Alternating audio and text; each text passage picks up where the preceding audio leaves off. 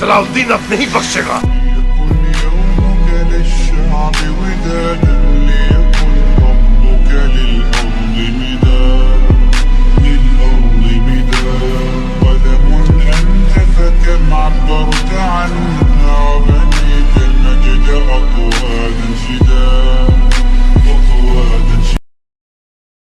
एक ज़माना था जब बगदाद में एक काफ़ी होशियार बढ़ई रहता था।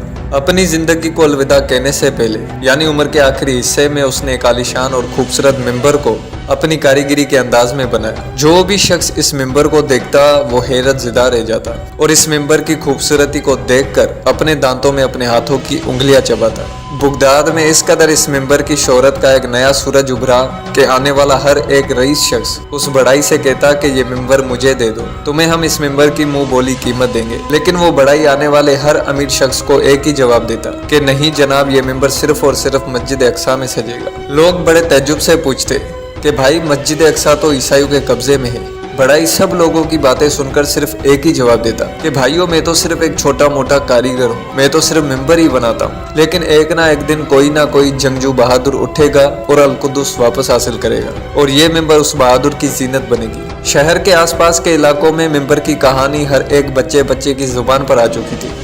हर तरफ इस मिंबर के चर्चे ही चर्चे हो रहे थे। फिर एक दिन इस कहानी का जिक्र एक 8 साल के बच्चे ने सुना, लेकिन वो मिंबर की खूबसूरती से ज्यादा इस मिंबर को बनाने वाले के जज्बे से मुतासिर हुआ। और फिर 40 सालों के बाद वो खूबसूरत और आलीशान मिंबर उसी बहादुर के हाथों से मस्जिद अक्सा में नस्ब किया गया, जिसे लोग आज सलाउद्दीन अय्यूबी के नाम से जानते और पहचानते। नाजरीन गिरामी, सलाउद्दीन अय्यूबी सन 1138 ईस्वी में कुर्दिस्तान के इलाके तकरियत में पैदा हुए, जो अब इराक में शामिल है। सलाउद्दीन अय्यूबी का बचपन और जोश जवानी का दौर दमशक और बालबक में गुजरा और आप नस्लन कुर्द थे और आपके वालिद का नाम नजमुद्दीन अय्यूब था। किताबों की रोशनी से और विकिपीडिया से इस बात का इल्म होता है कि शुरू में सलाउद्दीन सुल्तान नूरदीन जंगी के यहाँ एक फौजी ऑफिसर थे। मिस्र को फतेह करने वाली फौज में सलाउद्दीन भी मौजूद थे और मिस्र को फतेह करने में सबसे बड़ा हाथ सलाउद्दीन का था। और इस फौज के सिपाही सालार शेरकू थे, जो कि रिश्ते में सलाउद्दीन अय्यूबी के सगे चाचा थे। जब मिस्र मुकम्मल फतेह हो चुका था तो उसके बाद सलाउद्दीन को 564 हिजरी में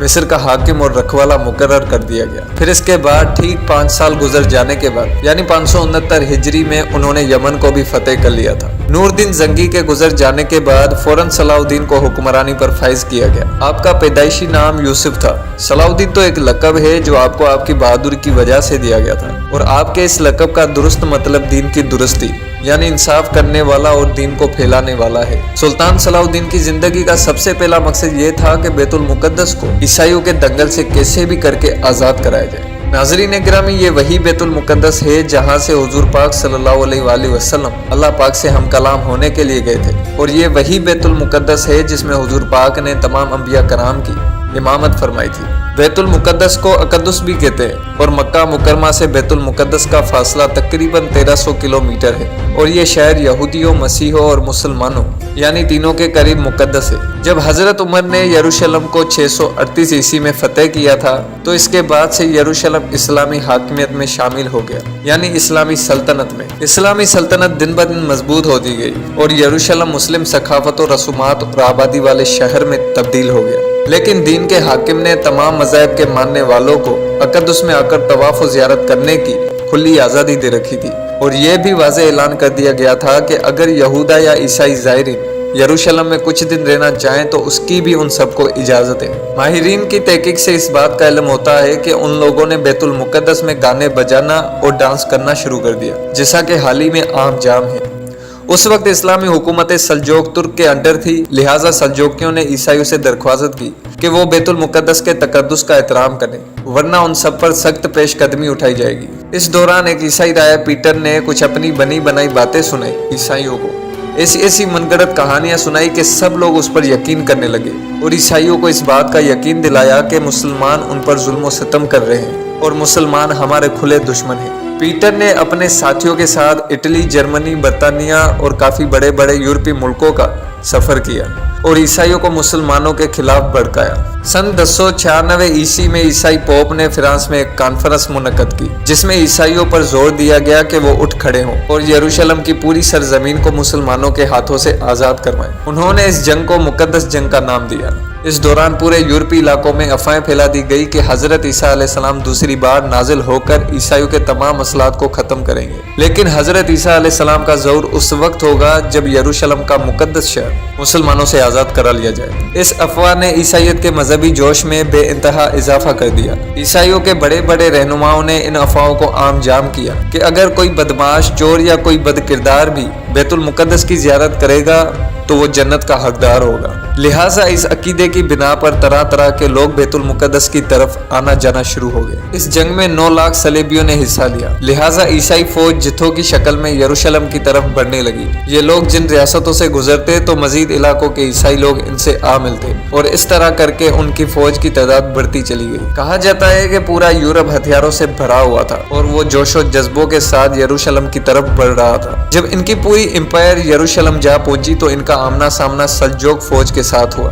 लेकिन 40 दिनों के बाद सल्जूक फौज ने अपने पूरे हथियार डाल दिए और ईसाइयों की पूरी हमला आवर एम्पायर यरूशलेम में इंटर हो गई और पूरे यरूशलेम में मुसलमानों के खून के साथ होली खेली गई। 8 दिन की उस नाकाबंदी में तकरीबन 60,000 मुसलमानों को सरेआम कत्ल कर दिया गया। तारीखी किताबों के मुताबिक जहालत का ये हाल था कि जिन मुसलमानों को कत्ल कर दिया गया था उनकी लाशों के साथ बेहयाई और बदकिरदार वाला सलूक किया गया और उनकी लाशों को जला दिया गया। तारीख में ऐसी जुल्म और हैवानियत कहीं भी देखने को नहीं मिलती।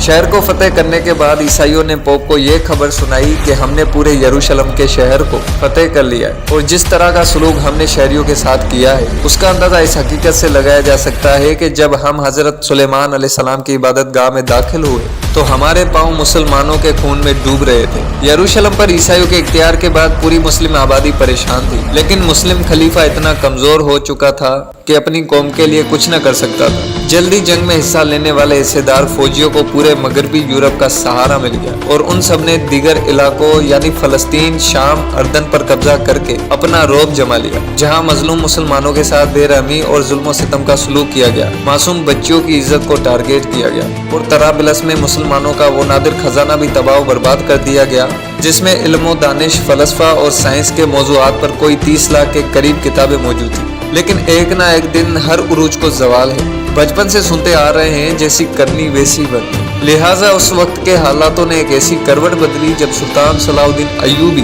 मिस्र के बादशाह मुंतखब किए गए। सन 1186 ईस्वी में मसीहों के एक ऐसे ही हमले में रिनाल्ड ने ये जसारत की कि वो अपने मसीह लश्कर के साथ मदीना को नुकसान पहुंचाने की गर्ज से हज्जाज मुकद्दस पर हमला आवर हुआ। जब सलाउद्दीन अय्यूबी को इस बात का इल्म हुआ तो वो इनकी सरगर्मियों की रोकथाम के लिए फौरन रिनाल्ड का ताक़ुब करते हुए हत्तीन जा पहुंचे और सुल्तान ने दुश्मन के लश्कर पर एक ऐसा आतिशगीर मादा डलवाया कि जिससे जमीन पर आग के शोले भड़क उठे।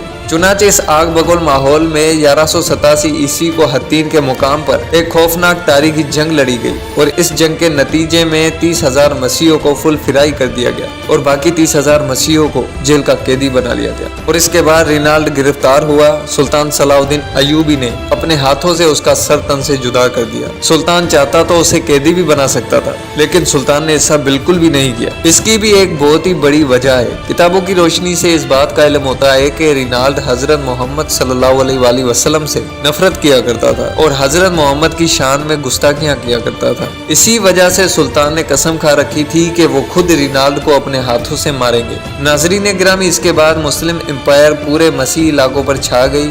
हत्तीन को फतेह करने के बाद सुल्तान ने बैतुल मुकद्दस की तरफ रवानगी इख्तियार की और उधर मसीहों ने हथियार डाल दिए और रहम की दरख्वास्त की।